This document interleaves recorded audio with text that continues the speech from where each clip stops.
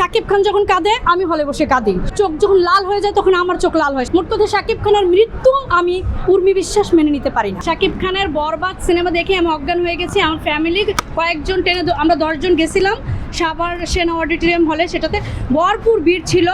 Ticket ছিল আপনার 150 টাকা করে, সেটাতে 400 টাকা ব্ল্যাকে টিকিট কিনে তারপর হলে ঢুকছি।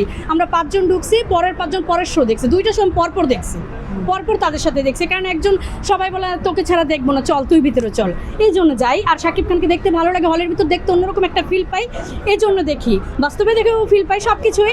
তো শাকিব খানের ছবি এবার যে বরবাদটা করছে, সব ছবি দেখেই আমি বরবাদ। আর এই ছবি দেখে পুরা টোটালি আমার সত্যি আমার স্যালাইন নিতে হয়েছে। আমি অসুস্থ হয়ে পড়ছিলাম, অজ্ঞান হয়েছিলাম, বাসায় অসুস্থ হয়ে পড়ছিলাম। আমাকে টানা 7 দিন আমাকে বের হইতে দেন। আমি চুরি করে আরেকদিন অভিনয় করে আসছি, আবার চুরি করে আজকে বের হয়ে গেলাম। শাকিব খান যখন কাঁদে আমি হলে বসে কাঁদি। শাকিব খান যখন তার চোখ যখন লাল হয়ে যায় তখন আমার চোখ লাল হয়। শাকিব খান যখন মুভির লাস্টে যে সিনটা, আমি সেটা বলবো না, এটা অনেকে দেখে ফেলছে অলরেডি।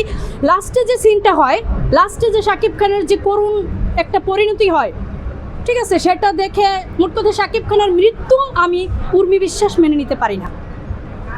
আমি এর আগেও বহু ডিরেক্টরকে, প্রডিউসারকে এরকম বলছিলাম যে আপনারা মুভি বানান, সুন্দর মুভি বানান, হাই লেভেলের মুভি বানাচ্ছেন শাকিব খানকে দিয়ে, ঠিক আছে, আমাদের মেগাস্টার সুপারস্টার শাকিব খানকে দিয়ে যে মুভি বানাচ্ছে পুরো একদম হাই লেভেলের চলে গেছে।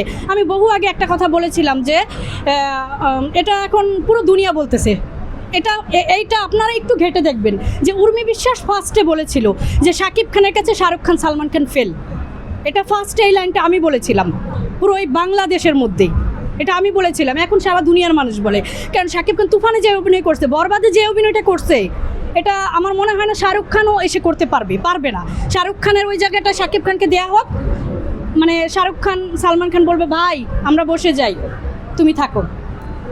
আচ্ছা, একটু জানবো যে এই যে আপনি বললেন যে একটা সিনেমা আপনি বেশ কয়েকবার দেখেন, আসলে এত বারবার একটা সিনেমা শাকিব খানের প্রতি মুভি আমি 10 বার 20 বার দেখি। ওটা যদি বলেন তাহলে আমি অন্য একটা কথা বলি, আমার স্বপ্ন তুমি মুভি, এটা আমি 77 বার দেখেছি, ঠিক আছে, 77 বার দেখেছি। গুনলে ওভাবে যদি গুনেন আরও বেশি হবে হয়তো, কারণ এমন কোনো দিন নাই রাত নাই শাকিব খানের মুভি দেখে, শাকিব খানকে দেখে আমি মানে ঘুমাই, তার ছবি দেখেই ঘুমাই। অনেকে ভাবে, অনেকে যেমন রাত জেগে হয়তো চ্যাট করে বা টিভি দেখে, আমি কিন্তু শাকিবের ফিল্ম দেখেই ঘুমাই। একটা রাত মিস যাবে না, এই জন্য আমি অনেকের কাছে অনেক অপমানিত হই, বকা খাই যে কেন এত শাকিব করি, ঠিক আছে। এই পুরো বাংলাদেশের ভিতরে এখন সবাই শাকিব খান করে। আমার খুব ভালো লাগে এখন এই জিনিসটা যে আমার কলিজার হিরো শাকিব খানকে এখন সবাই এতটা ভালোবাসতেছে, আমার খুবই ভালো লাগে। এখন এক টাইমে শুধু এই উর্মি বিশ্বাস একজন, আমি প্রথম সাকিবিয়ান উর্মি বিশ্বাস, এই একজন আমিই কিন্তু বলতাম।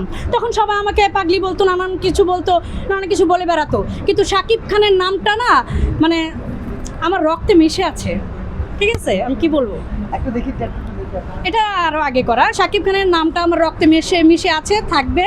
এটা রক্তে মিশে আছে কিভাবে? শাকিব খানের নামটা হৃদয়ে রক্তক্ষরণ হয়, যেমন ফিল্মি ভাষায় বলি, এরকম হৃদয়ে রক্তক্ষরণ আমার হয় মৃত্যু পর্যন্ত। আমার যে অবধি নিঃশ্বাস থাকবে সে অবধি আমি শাকিব খানের নামটা বুকে ধারণ করি, হাতে ধারণ করি, মনে ধারণ করি। এবং ওইটা যদি বলেন, ওইটা বলতে না আসলে ক্যামেরার সামনে, আমি আমার হিরোর জন্য নামাজ পড়েও আমি হিরোর জন্য দোয়া করি। আমি প্রতিনিয়ত নামাজ পড়েও দোয়া করি। এটা আজকে না, আজকে 16 বছরের বেশি আমি সাকিবিয়ান, আমি একজন সাকিবিয়ান 16 বছরের বেশি।